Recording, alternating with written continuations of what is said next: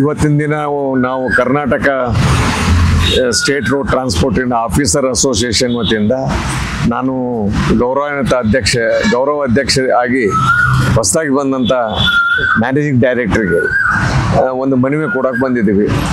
ಇದರ ಮೂಲ ಉದ್ದೇಶ ಅಂದರೆ ಏನು, KSRTC ನಮ್ಮ ರಾಜ್ಯದ ಒಂದು ಜೀವನಾಡಿ ಇದ್ದಂಗೆ, ಭಾಳ ಮಹತ್ವವಾದಂಥ ಗೌರವವಾದಂಥದ್ದು ಮತ್ತು ರಾಷ್ಟ್ರದಲ್ಲೇ ಒಂದು ಶ್ರೇಷ್ಠವಾದ ಆರ್ಗನೈಸೇಷನ್ ಇದ್ದಿದ್ದು ಎಲ್ಲರಿಗೂ ಗೊತ್ತಿದ್ದಂಥ ವಿಷಯ.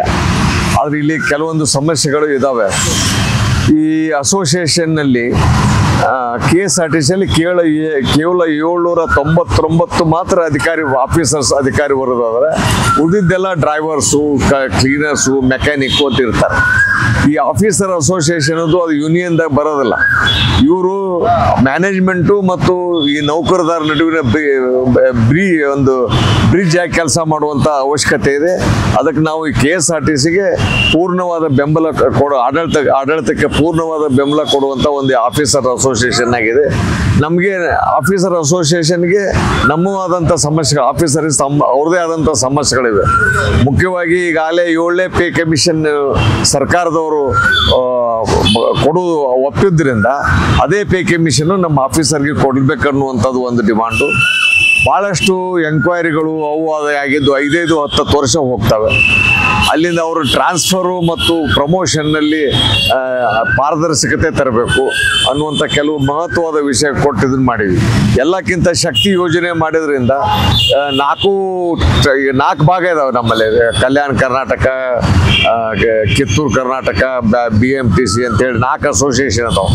ನಮ್ಮ KSRTCಗೆ ಕರ್ನಾಟಕ ರಾಜ್ಯದ ಏನು ಸರ್ಕಾರದವರು ಶಕ್ತಿ ಯೋಜನೆ ಕೊಟ್ಟಿದ್ದಾರಲ್ಲ, ಆ ಶಕ್ತಿ ಯೋಜನೆಯಿಂದ ಕನಿಷ್ಠ KSRTCಗೆ 2,000 ಕೋಟಿ ರೂಪಾಯಿ ಬರಬೇಕಾಗತ್ತೆ. ಅದನ್ನು ಸರ್ಕಾರ ಜೊತೆ ಬರೆದಾಡಿ ಆ ಹಣವನ್ನು KSRTC ತೊಗೊಂಬರ್ರಿ ಅಂತ ಹೇಳಿ ಅನ್ನೋಂಥ ಒಂದು ಒತ್ತಾಯ ಮಾಡಿದ್ದೀವಿ. ಅದೇ ರೀತಿ ಇದು ಗ್ರಾಮೀಣ ಭಾಗದಲ್ಲಿ ಹೆಚ್ಚು ಓಡಾಡೋದ್ರಿಂದ KSRTC ಒಂದೊಂದು ಸಂಸ್ಥೆಯಿಂದ 250-300 ಕೋಟಿ ರೂಪಾಯಿ ಇದು ಪ್ರಾಫಿಟಬಲ್ ಆರ್ಗನೈಸೇಷನ್ ಅಲ್ಲ. ಇದು ಸರ್ವಿಸ್ ಓರಿಯೆಂಟೆಡ್ ಆರ್ಗನೈಸೇಷನ್ ಇದೆ. ಅದನ್ನು ಎರಡೂ ಮಿಕ್ಸ್ ಮಾಡಿಕೊಂಡು ಮಾಡ್ತಾ ಇರೋದು ಜನರಿಗೆ ಸಹಾಯ ಆಗಲಿ ಅನ್ನುವಂಥ ಒಂದು ಬ್ಯಾಲೆನ್ಸ್ ಆಗಲಿ ಅನ್ನುವಂಥ ಇದರಲ್ಲಿ ಮಾಡಿದಂಥ ಸಂಸ್ಥೆ ಇದೆ. ಇವನ್ನೆಲ್ಲ ಒತ್ತಾಯ ಮಾಡೋಕ್ಕೆ ನಾವು ಕೊಟ್ಟಿದ್ದೀವಿ. ಮತ್ತು ಉಳಿದಿದ್ದಂಥ ಭಾಳ ಪಾಯಿಂಟ್ಗಳನ್ನು ನಮ್ಮ ಅಧ್ಯಕ್ಷರಾದ ಅಶೋಕ್ ಅವರು ಹೇಳ್ತಾರೆ. ತಾವು ಅದರಲ್ಲಿ ನಾವು KSRTC ಆಫೀಸರ್ ವೆಲ್ಫೇರ್ ಅಸೋಸಿಯೇಷನ್ ವತಿಯಿಂದ ನಮ್ಮ ಗೌರವ ಅಧ್ಯಕ್ಷರಾದಂಥ ನಾಡಗೌಡ ಸಾಹೇಬರ ನೇತೃತ್ವದಲ್ಲಿ ನಮ್ಮೆಲ್ಲ ಪದಾಧಿಕಾರಿಗಳೊಂದಿಗೆ ಹೊಸದಾಗಿ ಕರ್ನಾಟಕ ರಾಜ್ಯ ರಸ್ತೆ ಸಾರಿಗೆ ಸಂಸ್ಥೆಗೆ ಹೊಸದಾಗಿ ವರದಿ ಮಾಡಿಕೊಂಡಂಥ ಅಕ್ರಮ್ ಪಾಷಾ ಸಾಹೇಬರಿಗೆ ಇವತ್ತು ನಾವು ಭೇಟಿಯಾದೀವಿ. ಅವ್ರ ಜೊತೆ ಸುದೀರ್ಘವಾಗಿ ನಮ್ಮ ಆಫೀಸರ್ದು ಏನು ಬೇಡಿಕೆಗಳಿದ್ದಾವೆ, ಏನು ಸಮಸ್ಯೆಗಳಿದ್ದಾವೆ ಅವ್ರ ಗಮನಕ್ಕೆ ತಂದಿದ್ದೀವಿ. ಮೊದಲನೇದಾಗಿ ಪ್ರಮುಖವಾಗಿ ಏನಪ್ಪ ಅಂದರೆ ನಮ್ಮ ನೌಕರರು ಮತ್ತು ಅಧಿಕಾರಿಗಳು ಏನು ಕೇಳ್ತಾ ಇದ್ದಾರೆ ಅಂದರೆ, ಈ ನಮ್ಮ ಕರ್ನಾಟಕದಲ್ಲಿ ಎಲ್ಲ 72 ನಿಗಮ ಮಂಡಳಿಗಳಿಗೆ ಎಲ್ಲರಿಗೂ ಸುಮಾರು 69 ನಿಗಮ ಮಂಡಳಿಗೆ ಈಗಾಗಲೇ ಏನಪ್ಪ ಅಂದರೆ 7ನೇ ವೇತನ ಆಯೋಗ ಜಾರಿಗೆ ಆಗಿದೆ. ನಮ್ಮಲ್ಲಿ ಮಾತ್ರ ಸುಮಾರು 30-34% ನಾವು ವೇತನವನ್ನು ಕಡಿಮೆ ತಗೊಳ್ತಾ ಇದ್ದೀವಿ. ಅದಕ್ಕೆ 7ನೇ ವೇತನ ಆಯೋಗನ ನಮ್ಮಲ್ಲಿನೂ ನಮ್ಮ ನೌಕರರಿಗೂ ಮತ್ತು ಅಧಿಕಾರಿಗಳಿಗೂ ಅನುಷ್ಠಾನ ಮಾಡಬೇಕು. ಈ ನಿಟ್ಟಿನಲ್ಲಿ ಅವರು ಪ್ರಾಮಾಣಿಕ ಪ್ರಯತ್ನ ಮಾಡಬೇಕು ಅಂತೇಳಿ ನಾವು MD ಅವರಿಗೆ ಒತ್ತಾಯ ಮಾಡಿದ್ವಿ. ಇದಲ್ಲದೆ ಶಕ್ತಿ ಯೋಜನೆ ಸ್ಟಾರ್ಟ್ ಆಗಿ ಈಗಾಗಲೇ 2 ವರ್ಷ ಕಳಿತು. ಸುಮಾರು 2,000 ಕೋಟಿ ಅದೇನೆಂದರೆ ಸರ್ಕಾರದಿಂದ ನಮ್ಮ ಸಂಸ್ಥೆಗೆ ಬರಬೇಕಾಗಿದೆ. ಅದು ಬಂದರೆ ನಮ್ಮ ಏನು ಆರ್ಥಿಕ ಸಮಸ್ಯೆಗಳು, ಮುಗ್ಗಟ್ಟುಗಳು ಎಲ್ಲ ಬಗೆಹರ್ತವೆ. ಅದನ್ನು ನಾವು ಹೇಳಿದ್ವಿ. 2,000 ಕೋಟಿ ಹಣವನ್ನು ಪಡೆಯೋಕ್ಕೆ, ಸರ್ಕಾರದಿಂದ ಪಡೆದುಕೊಳ್ಳೋಕ್ಕೆ MD ಅವರು ಮತ್ತು ನಮ್ಮ ಸಾರಿಗೆ ಸಚಿವರು ಅದನ್ನು ಪ್ರಯತ್ನ ಮಾಡಿ ಅಂತ ತರಬೇಕು. ಅಂದಾಗ ನಮ್ಮ ಸಂಸ್ಥೆ ಆರ್ಥಿಕ ಪರಿಸ್ಥಿತಿ ಇನ್ನಷ್ಟು ಸುಧಾರಣೆ ಆಗ್ತೈತಿ ಅಂತ ಹೇಳಿದ್ವಿ. ಇದಲ್ಲದೆ ಏನಪ್ಪ ಅಂದರೆ ಈ DA 2 DA ಕೊಡಬೇಕಾಗಿತ್ತು. 2 DA ಕೊಟ್ಟಿಲ್ಲ. ಕೂಡಲೇ ಅದನ್ನು ಒಂದು 15 ದಿವಸಗೆ DA ನಮ್ಮ ನೌಕರರಿಗೆ ಜಾರಿ ಮಾಡ್ರಿ. ಯಾಕಂದರೆ ಸರ್ಕಾರ ಯಾವತ್ತು ಜಾರಿ ಮಾಡ್ತೈತಿ ಇಮಿಡಿಯೇಟ್ ನಮ್ಮ ಸಂಸ್ಥೆ ಜಾರಿಗೆ ಮಾಡ್ತಿತ್ತು. ಆದರೆ ದುರ್ದೈವಶಾತ್ ಏನಂದರೆ ಅದನ್ನ ಈಗ ಜಾರಿ ಮಾಡಿಲ್ಲ.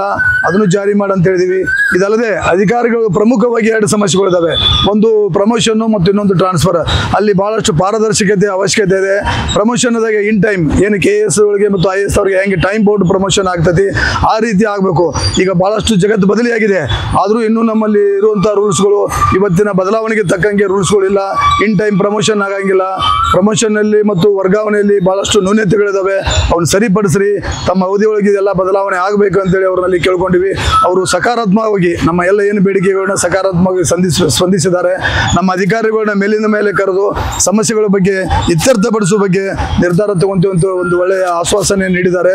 ಬಹುಶಃ ನಮ್ಮ ನೌಕರರಿಗೆ ಮತ್ತು ಅಧಿಕಾರಿಗಳಿಗೆ ಮುಂಬರುವ ದಿನಗಳು ಆಶಾದಾಯಕವಾಗಿರುವಂತೆ ಈ ಮೂಲಕ ಹೇಳಕ್ಕೆ ಇಚ್ಛೆ ಪಡ್ತೀನಿ.